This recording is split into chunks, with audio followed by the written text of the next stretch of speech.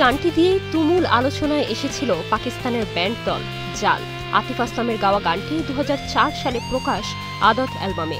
এরপর পাঞ্ছি, বিখরা হুয়া মে গানগুলো তুমুল জনপ্রিয়তা পায়। শুধু পাকিস্তানি নয়, জাল ব্যান্ডের জনপ্রিয়তার ঢেউ আছড়ে পড়ে বিশ্বব্যাপী। গেল বছরই ঢাকায় পারফর্ম করে পাকিস্তানের জাল। বছর ঘুরতেই আবারও ঢাকা মাতাতে আসছে ব্যান্ড দলটি। সামাজিক যোগাযোগ মাধ্যমে এক পোস্টে এমন তথ্য জানিয়েছেন ব্যান্ডটির ভোকাল গওহর মুমতাজ।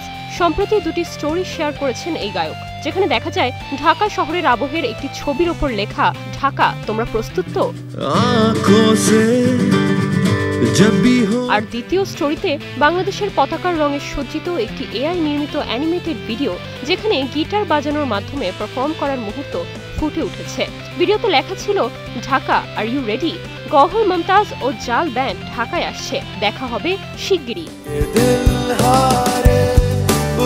এ নিয়ে তৃতীয়বারের মতো বাংলাদেশে আসছে জাল ব্যান্ড। প্রথম এসেছিল 2010 সালে, এরপর দীর্ঘ 14 বছর পর সবশেষ গত বছরের 27 September legends of the decade শীর্ষক একটি কনসার্টে অংশ নেয়ার জন্য ঢাকা এসেছিলেন গওহর মুমতাজ এবং তার দল।